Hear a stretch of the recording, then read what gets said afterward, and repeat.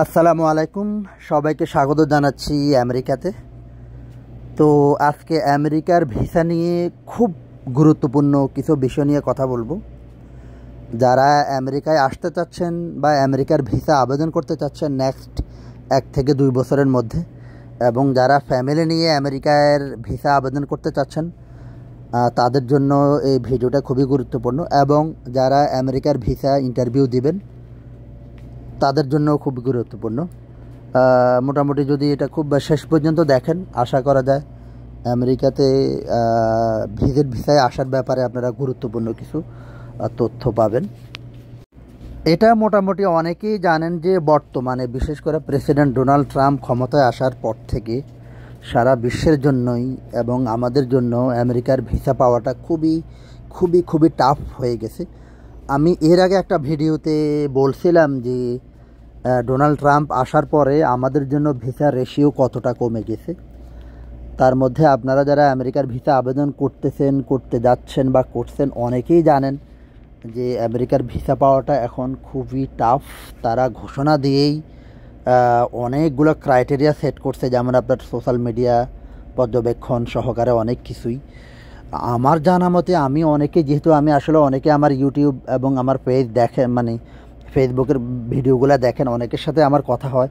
খুবই high profile অনেক travel history আছে, এরকম মানুষও ভিজিট করে মানে ভিসার জন্য রিজেক্টেড হয়েছেন।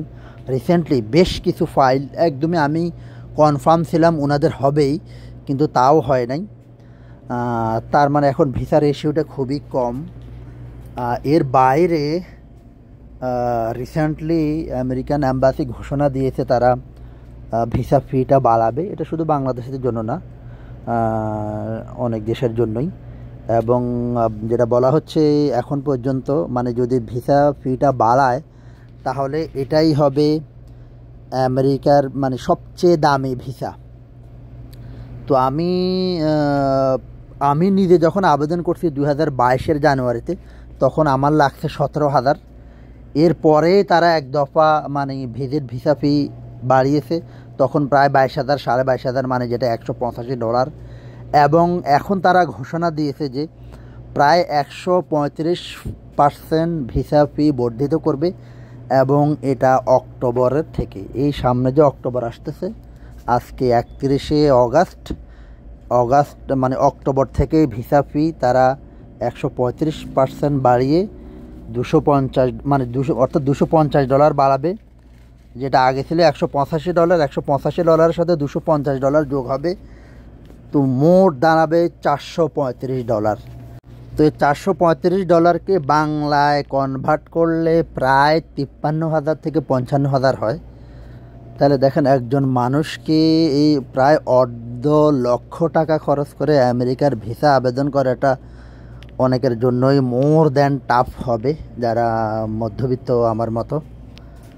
তো দেখেন, অনেকগুলো টাকা। পাশাপাশি যদি আপনি কোনো এজেন্সিকে দিয়ে করান তাহলে তারা নেবে কম করে হলো 10 থেকে 15,000। ভালো এজেন্সিগুলো যারা একদম চটকদার বিজ্ঞাপন দেয় তারা আরও বেশি নেয়। তো এখন এই জন্য যেটা করতে হবে সেটা হলো মানে ওয়াইজলি আপনি ভিসা আবেদন করা এবং নিজেকে প্রস্তুত করা। আমি যেমনটি একটু আগে বললাম, আমার পরিচিত বেশ কয়েকজন ফ্যামিলি নিয়ে অ্যাম্বাসিতে ইন্টারভিউ দিয়েছে, ওনাদের ভিসা হয় নাই। তবে ভালো যেটা একদম ক্লিয়ারলি বলে দিছে কেন ভিসা হয় নাই, যেমন বেশ কয়েকজনকেই বলছে যে ফ্যামিলি ট্রাভেল হিস্ট্রি পুয়ার, মানে সে নিজে ট্রাভেল করছে অনেক দেশ পরিবারকে নিয়ে, সেরকম বেশি দেশ ট্রাভেল করে নাই, তার জন্য বলছে ফ্যামিলি ট্রাভেল হিস্ট্রি খুব কম। এটা আমিও হয়তো বা ধরা খাইতাম, কারণ আমি যখন ভিসা আবেদন করছি আমার ফ্যামিলিকে নিয়ে, আমি 18-19টা দেশ গেছি, কিন্তু আমার ওয়াইফকে নিয়ে মাত্র 2টা দেশ গেলাম, এবং সেই 2টা দেশ হলো নেপাল এবং মালদ্বীপ। তো এই জন্য আমি যে বিষয়টা আজকে এখন ভিডিওতে ফোকাস করব, অক্টোবর থেকে যেহেতু ভিসা ফি অনেক বেড়ে গেছে, অনেক বেড়ে যাবে, $185 থেকে $435, অনেকগুলা টাকা, ডাবলেরও বেশি। তাই যারা নেক্সট 2 বছর আমেরিকার ভিসা আবেদন করতে চাচ্ছেন আপনি এখন আপনার ট্রাভেল হিস্টোরি এনাফ থাকুক বা না থাকুক, আমি যেটা বলবো এই 1 মাসের মধ্যে আপনি ভিসা অ্যাপ্লিকেশানটা সাবমিট করে ফেলেন। ভিসা অ্যাপ্লিকেশানটা সাবমিট করে এখন যেমন আপনি যদি আবেদন করেন, আপনি ভিসা ডেট মানে ইন্টারভিউ ডেট পাইতে 1 বছরের পর হবে। তো আপনি যদি মনে করেন আপনি 1 বছরের মধ্যে প্রিপারেশান নিতে পারবেন, আপনি এখনও আবেদন করেন, আবেদন করে আপনি ডেট 1 বছর পরে নেন, 1.5 বছর পরে নেন, 2 বছর পরে নেন। আপনি যেহেতু আপনি যদি এই সেপ্টেম্বরের মধ্যে যদি আবেদন করেন আপনি, তাহলে আপনাকে $185 দিতে হবে। তো আপনি এখন এই 30 দিনের মধ্যে আবেদন করে ফেলে এরপরে ইন্টারভিউ ডে সময় আপনি আপনার মতো নেন। এবং আপনার যদি এনাফ ট্রাভেল হিস্টোরি না থাকে, তাহলে আপনি তো জানেন যে আপনার ইন্টারভিউ কবে। বলে রাখা ভালো, ইন্টারভিউ কিন্তু 3 বার পরিবর্তন করা যায়, 3 বার অথবা 2 বার। অর্থাৎ আপনি কোনো কারণে 1 বছর পর ইন্টারভিউ নিলেন, কিন্তু আপনার মনে হলো যে আপনি আরও কয়েকটা দেশ ভ্রমণ করা ভালো পরিবার নিয়ে অথবা যেভাবেই হোক, আপনি তখন ইন্টারভিউ ডেট সামনে আনাটা ডিফিকাল্ট, পিছনে আপনি নিতে পারবেন আপনার সময়। আপনি যদি যে এজেন্সিকে দিয়ে করান তাদেরকে, অথবা আপনি নিজে যদি আপনার ফাইলটা অ্যারেঞ্জ করেন, ওখানে ওদের ক্যালেন্ডারে গিয়ে আপনি অ্যাপয়েন্টমেন্ট কিন্তু চেঞ্জ করতে পারবেন। তো আমি যেটা মানে সাজেস্ট করবো আপনাদেরকে, যারা আগামী 2 বছরের মধ্যে আমেরিকার ভিসা আবেদন করার পরিকল্পনা করতেছেন, সেটা একলা হোক, দোকলা হোক অথবা পরিবার নিয়ে হোক, আপনি এই মাসের মধ্যে আবেদন করে ফেলেন। আবেদন করলে আপনি যেটা হলো এখন $185 দিয়ে করলেন, কিন্তু অনেকেই বলবেন যে এত আগে আবেদন করে পরে আবার বিভিন্ন দেশে যে ভ্রমণ করবেন সেটা কিভাবে ইনক্লুড করবেন। আমেরিকার ভিসার সিস্টেম এটা খুবই ইজি। আপনার ইন্টারভিউর 1 থেকে 2 সপ্তাহ আগে আপনি ওই ফাইলটা আবার সব কিছু আপডেট করতে পারবেন। সেই সুযোগ তারা দিবে এবং তারা আপনাকে ইমেলও দিবে যে আপনার ভিসা মানে DS-160 এটা আপডেট যদি থাকে আপডেট করেন। কাজেই অন্তত মানে এরপরে আপনার নতুন ইনফরমেশন কিভাবে দিবেন না দিবেন, কোন দেশে যাবেন না যাবেন, সেগুলো কিভাবে ইনক্লুড করবেন, এগুলো নিয়ে এখন চিন্তা না করে এখন আবেদন করে ফেলেন। আবেদন করে টাকাটা সাবমিট করে দেন, অন্তত $135 আপনার বেঁচে যাবে। তো এখন আমি কথা বলবো যে আমেরিকার ভিসা ইন্টারভিউতে সাধারণত কী প্রশ্ন করে, এবং সেখানে যাওয়ার আগে আবারও বলে, যারা ফ্যামিলি নিয়ে আবেদন করবেন, ফ্যামিলি নিয়ে আমেরিকায় আসার প্ল্যান করতেছেন, শুধু নিজে বিদেশ না ঘুরে ফ্যামিলিকে নিয়েও ঘোরেন। আগে এই বিষয়টা একটু রিল্যাক্স ছিল, এখন কিন্তু আপনার ফ্যামিলি ট্রাভেল হিস্ট্রিটাও কিন্তু দেখে। কাজেই কোনো একজন বলছিলেন যে আমেরিকার ভিসা হলো একটা সম্পদের মতো, তো সেই সম্পদ অ্যাচিভ করার আগে আপনাকে এখন অনেক টাকা পয়সা খরচ করতে হবে, অনেক ঘোরাঘুরি করতে হবে। আমি যেটা বলি, আপনি বিভিন্ন দেশ ঘুরুন, আনন্দের জন্য ঘুরুন, মনের প্রশান্তির জন্য ঘুরুন। আমেরিকার ভিসার উদ্দেশ্যে না ঘোরাই ভালো। আপনি ঘোরার জন্য ঘোরেন, দেশ বিদেশকে দেখার জন্য শেখার জন্য ঘোরেন, বাই ডিফল্ট আপনার আমেরিকার ভিসা হয়েও যেতে পারে। আপনি যদি আমেরিকার ভিসার উদ্দেশ্যে নিয়ে ঘোরেন, পরে আমেরিকার ভিসা আবার রিফিউজড হয়ে তখন আবার মনে কষ্ট পাবেন। তো এখন আমি কথা বলবো আসলে আমেরিকার ইন্টারভিউতে সাধারণত কী ধরনের প্রশ্ন করতে পারে। কয়েকটা প্রশ্ন একদমই কমন, সবাইকে সে প্রশ্নটা জিজ্ঞাসা করেই। দেখেন, আমেরিকার ইন্টারভিউর প্রস্তুতি বা প্রিপারেশান কি সেটা নিয়ে আমি এর আগে ভিডিও দিয়েছি, কেউ যদি সেটা জানতে চান আমি ওটা লিঙ্ক দিয়ে দেবো। বাট আমি যেটা বলবো, আপনি যখন এখানে, আমি এটা সবাইকে বলি যারা আমাকে বলে ভাই ইয়ে করেন, আমি 2টা পরামর্শ দিই। এক, আপনি আমেরিকার অ্যাম্বাসিতে ঢোকার আগে, মানে যেদিন আপনার ইন্টারভিউতে ঢোকার আগে আপনি ধরে নেবেন যে আপনার ভিসা হবে না। এটা ধরে নিয়ে আপনি প্রবেশ করেন, একটু রিল্যাক্স ফিল করেন। আমেরিকা স্বর্গ না, আমেরিকা জান্নাত না যে আপনাকে এখানে আসতেই হবে। কাজে আপনি ঢোকার সময় চিন্তা করেন যে আপনার ভিসা হবে না, এবার আপনি রিল্যাক্সে উত্তর দেন। নাম্বার 2, আপনি তারা যে প্রশ্নগুলো করবে, প্রশ্নগুলোর উত্তর যতটুকু উত্তর দেওয়া দরকার ততটুকুই উত্তর দেন।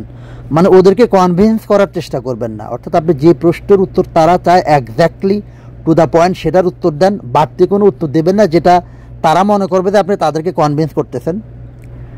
এই জিনিসগুলা করবেন না।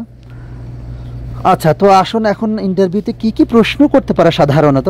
নাম্বার 1, আপনাকে যে প্রশ্নটা জিজ্ঞাসা করবেই সেটা হলো আপনি আমেরিকায় কেন যেতে চান। আচ্ছা, আরেকটা বিষয় বলে রাখি, অনেকেই যেটা কনফিউজ যে আমি বাংলায় উত্তর দেব না ইংলিশে উত্তর দেব।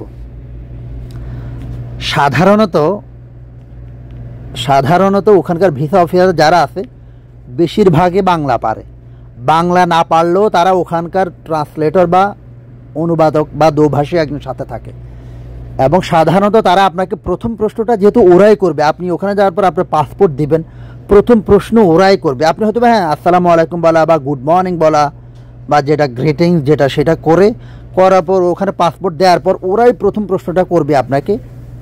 তো সাধারণত যেমন আমাকেও বাংলায় প্রশ্ন করছে, আমি কিন্তু ইংরেজিতে উত্তর দিয়েছি, এরপরে সেও ইংরেজিতে দেওয়া শুরু করছে। তো আপনি যদি বাংলায় স্বাচ্ছন্দ্য বোধ করেন, সে যখন আপনাকে বাংলায় প্রশ্ন করবে আপনিও বাংলায় উত্তর দেন। সে যদি আপনাকে ইংলিশে প্রশ্ন করে, আপনার প্রোফাইলের উপরে ভিত্তি করে আপনি একজন বিজনেসম্যান, ইন্টারন্যাশনাল জব করেন, এগুলো দেখে যদি সে আপনাকে ইংলিশে প্রশ্ন করে আপনি ইংলিশে উত্তর দেন। বাট এরপরেও যদি আপনি বলেন যে না আই উইল প্রিফার ইংলিশ, মানে আপনি ইংরেজিতে কথা বলতে স্বাচ্ছন্দ্য বোধ করেন, সেটা তাকে বলবেন। আরেকটা কথা হলো, দেখেন কোনো প্রশ্ন যদি আপনি না বুঝতে পারেন রিপিট করবেন। যেমন আমি মনে হয় এর আগের একটা ভিডিওতে বলছি, আমার কানের সমস্যা আছে, আমি আমার কানের মেশিনটাকে হাই ভলিউম দিয়ে নিয়ে গেছি, এরপরেও ওখানে এত আওয়াজ হয় বোঝা যায় না, আমি বুঝতে পারি না। সেই ভিসা অফিসার 3 বার পর্যন্ত আমার জন্য রিপিট করছে। কাজে আপনি কোনো প্রশ্নের উত্তর যদি না বোঝেন, না বুঝে আন্দাজে উত্তর না দিয়ে আপনি আবার তারা বলবেন যে can you please repeat again or come again, repeat again, sorry I didn't hear, এটা বলবেন। কিন্তু এটা না যে আপনি শোনেন নাই, আপনি বোঝেন নাই, এটা আপনার একটা নেগেটিভ। না বুঝে উত্তর দেওয়াটা কিন্তু নেগেটিভ, আপনি না বুঝলে তারা কিন্তু রিপিট করবে। আচ্ছা, তো প্রথম প্রশ্নটা হলো আপনি আমেরিকায় কেন যেতে চান, এটা টু দ্য পয়েন্ট। এই প্রশ্নের উত্তরের উপরেই কিন্তু আপনার ভিসা হবে কি হবে না মোটামুটি ওরা নিশ্চিত হয়ে যায়। কারণ আপনি কেন যাবেন এটা তাদেরকে, এই প্রশ্নের উত্তরে যদি ওরা স্যাটিসফাই হয় তখন তারা সামনে আরও কিছু প্রশ্নের জন্য যাবে, যে আপনি আমেরিকাতে কখন যাবেন, এই সময়টা কেন বেছে নিলেন, আপনি আমেরিকায় কোথায় যাবেন, আমেরিকাতে গিয়ে কতদিন থাকবেন, আমেরিকাতে আপনার পরিচিত কেউ আছে কিনা বা আপনার রিলেটিভস কেউ আছে কিনা অথবা ফ্রেন্ডস কেউ আছে কিনা। তো আপনার যদি মানে একদম রিলেটিভ বলতে আপনার ব্লাড কানেক্টেড কোনো রিলেটিভ যদি থাকে সেটা আপনি বলবেন, না থাকলে বলবেন যে না আমার কেউ ওখানে নাই। এর আগে আপনি কোন কোন দেশ ঘুরছেন, এখন আপনি যদি আবারও যে আপনি নিজে অনেক দেশ ঘুরছেন, আপনার ফ্যামিলি নিয়ে ঘোরেন নাই, আপনাকে প্রশ্ন যদি করে, যেমন যেটা আমাকে করছে যে তুমি এতগুলো দেশে গেছো, তোমার ফ্যামিলিকে নিয়ে কয়টা দেশে গেছো। তো আমি তখন তারা উত্তর দিলাম, দেখো করোনা ছিল, আমার পরপর 2টা বাচ্চা হয়েছে, আর আমি যে সমস্ত দেশে জব করি ওখানে ফ্যামিলি নিয়ে যাওয়াটা একটু সিকিউরড না, এই জন্য আমি তেমন সময় পাই না। বাট একটা গ্যাপ পাইছি, আমি ওই গ্যাপে নেপাল আর মালদ্বীপ গেছি। তাহলে আপনাকে যদি প্রশ্ন করে আপনি কেন, মানে রিয়েলিস্টিক উত্তর আপনি দেবেন। এর আগে যে কোন কোন দেশ ঘুরছেন, কোন কোন জায়গায় গেছেন, এত ডিটেলস ওরা যাবে না। আপনি যদি জব হোল্ডার হন, আপনার জবে আপনার মাসিক বেতন কত সেটা জিজ্ঞাসা করবে। আপনি যদি ব্যবসায়ী হন, আপনার ব্যবসা থেকে প্রতি মাসে, বা ওরা আসলে অ্যানুয়ালটা জিজ্ঞাসা করে, বা মাসিকটাও জিজ্ঞাসা করতে পারে, অ্যানুয়ালটাও জিজ্ঞাসা করতে পারে, তাহলে আপনি সেটা বলবেন। আপনার এই ভ্রমণের খরচগুলো কে বিয়ার করবে সেটাও জিজ্ঞাসা করতে পারে। আপনার পরিবারে কে আছে সেটাও জিজ্ঞাসা করতে পারে। আপনি যদি ব্যবসায়ী যদি হন তাহলে আপনাকে হয়তো আরও কিছু, যে আপনার কী ধরনের ব্যবসা, কতজন কর্মচারী আছে, আপনি যদি আমেরিকায় ঘুরতে যান তাহলে এই ব্যবসা কে দেখাশোনা করবে। আবার এই প্রশ্নটাও করতে পারে আপনার এই ফাইলটা কে পূরণ করছে। এবং আরেকটা প্রশ্ন করতে পারে যে আপনি আমেরিকায় যাবেন কিন্তু কেন আপনি আবার বাংলাদেশে ফেরত আসবেন, মানে আপনার বাংলাদেশের সাথে স্ট্রং কানেকশান কি, যে কানেকশান আপনাকে আমেরিকা থেকে বাংলাদেশে নিয়ে আসবে, এই প্রশ্নটাও কিন্তু করতে পারে। তাহলে আপনি বলবেন যে আমার এখানে জব আছে, আমার মা বাবা আছে, আমার ব্যবসা আছে, আমার সম্পদ আছে, তাহলে এই বিষয়গুলো আপনি বলবেন। তো মোটামুটি এই সাধারণ প্রশ্নগুলাই কিন্তু তারা করে ওখানে, মানে লুকোচুরি কোনো প্রশ্ন নাই। এই সাধারণ প্রশ্নগুলাই একই প্রশ্ন সবাইকেই করে, কিন্তু উত্তর হলো এক একজনের ক্ষেত্রে এক এক রকম। তো আসলে আবারও বলি, যদি বেশিরভাগ সময় যদি তারা আপনার ভিসা দেবে কি দেবে না, এটা কিন্তু আপনার 2টা বিষয়ের উপরে ডিপেন্ড করে। একটা হলো আপনার DS-160 যে ফর্মটা, এটা প্রপারলি ফিল আপ করতে হবে, অ্যাজ মাচ অ্যাজ ইনফরমেশান দিতে হবে। আপনার ইউটিউব, ফেসবুক লিঙ্ক, আপনার যত রকম আপনার সোশ্যাল মিডিয়া আছে সবগুলার লিঙ্ক দিয়ে দিতে হবে ওখানে। অর্থাৎ আপনার যতটা সম্ভব অ্যাজ মাচ অ্যাজ ইনফরমেশান ওখানে ইনপুট দিতে হবে। কোনো কিছু লুকু মানে করা যাবে না, কোনো ভুল ইনফরমেশান দেওয়া যাবে না। এবং তারপর ইন্টারভিউটা একটু কনফিডেন্সলি দিতে হবে। এবং এই দুইটা বিষয়ের উপরে দেখেন, আমেরিকান ইন্টারভিউ ডকুমেন্ট বেসড না, আমেরিকার ভিসা ডকুমেন্ট বেসড না। যেমন কানাডার ভিসা হলো ডকুমেন্ট বেসড, অস্ট্রেলিয়ার ভিসা হলো ডকুমেন্ট বেসড, কিন্তু আমেরিকার ভিসা হলো আপনার DS 160 এবং ইন্টারভিউ কেমন দিয়েছেন এই দুটার উপর ভিত্তি করেই কিন্তু ভিসাটা হয়। তো যাই হোক, আমি ভিডিওটা শেষ করব। আশা করি যারা শেষ পর্যন্ত ভিডিওটা দেখছেন মোটামুটি একটা ধারণা পাইছেন। এবং আবারও বলি, অক্টোবর থেকে ভিসা ফি $435 হয়ে যাবে। তো যারা আবেদন করতে চান, এই আগামী 2 বছরের মধ্যে যাদের আবেদনের প্ল্যান আছে তারা এই মাসের মধ্যে আবেদন করে ফেলেন, তাহলে $185 এই কাজটা সারতে পারবেন। আদারওয়াইজ অনেকগুলো টাকা, যদিও অনেকের যাদের টাকা ড্যান্স দেয় তাদের জন্য এটা কোনো ফ্যাক্টর না। আমার মতো যারা গরিব আছে, যাদের টাকা ড্যান্স দেয় না, তাদের জন্য এই এত টাকা কিন্তু একটা ফ্যাক্টর। তো সবাই ভালো থাকেন। QoS থেকে বিদায় নিলাম। আসসালামু আলাইকুম রহমতুল্লাহ।